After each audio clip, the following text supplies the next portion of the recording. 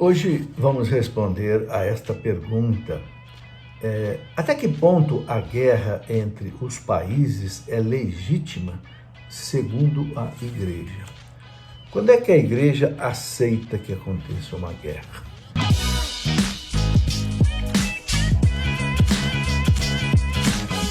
Bom, existe a chamada guerra justa. A guerra justa é aquela guerra em legítima defesa. Por exemplo, se um país ele é atacado, invadido por um outro país, sem motivo, por razões expansionistas, imperialistas, não sei, a nação tem que se defender. Então, existe uma guerra justa, né? O Catecismo da Igreja, quando fala disso, eu quero seguir aqui bem no Catecismo da Igreja, que aí não tem perigo da gente errar, ele fala que, em primeiro lugar, é preciso evitar a guerra por todos os meios. Diz aqui o parágrafo 2307 do Catecismo: o quinto mandamento proíbe a destruição da vida humana, por causa dos males e injustiças que toda a guerra acarreta, e é mesmo, né? A guerra acarreta muita tristeza.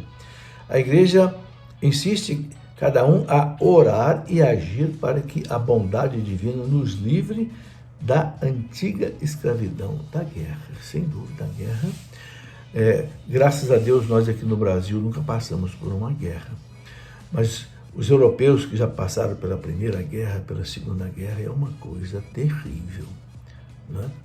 Então, tá aí. Bom, a guerra válida só em legítima defesa do país.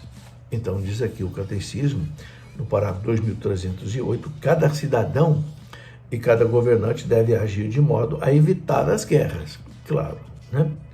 Enquanto, porém, houver perigo de guerra, sem que exista uma autoridade internacional competente e dotada de forças suficientes, e esgotado todos os meios de negociação pacífica, não se poderá negar aos governos o direito de legítima defesa. Então, o país está atacado, está invadido. As conversações pacíficas não deram em nada. Então, o país tem a necessidade e o direito de se defender.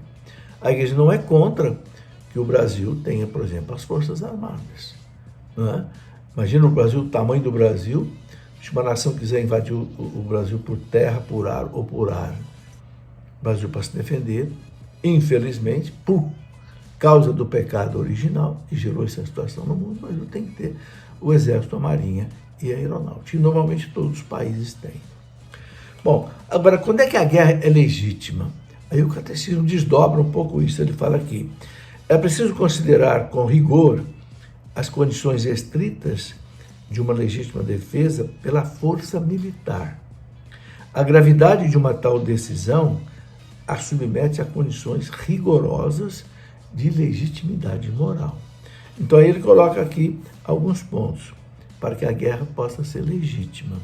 Primeiro, que o dano infligido pelo agressor à nação ou à comunidade de nações seja durável, grave e certo. Ou seja, o prejuízo de quem ataca seja um prejuízo, sim, duradouro, né? Grave e certo. Segundo, que todos os outros meios de pôr fim a tal dano se tenham revelado impraticáveis ou ineficazes. As conversações, né? Terceiro, que estejam reunidas as condições sérias de êxito. Ou seja, a guerra só deve ser feita se a nação que se defende acha que vai vencer.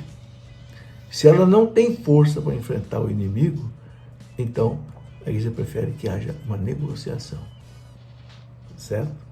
E o quarto ponto, que o emprego das armas não acarrete males e desordens mais graves do que o mal a eliminar. Às vezes também desencadear uma guerra vai ser pior do que os males que a gente quer evitar. Então, não é uma decisão fácil para se chegar na chamada guerra justa. Ela existe, Santo Agostinho já falava dela, mas realmente tem que ser em muito último caso e somente em legítima defesa. Nunca uma guerra de expansão, uma guerra como fez Hitler, como fez Napoleão Bonaparte, ou como faziam os povos antigos, né?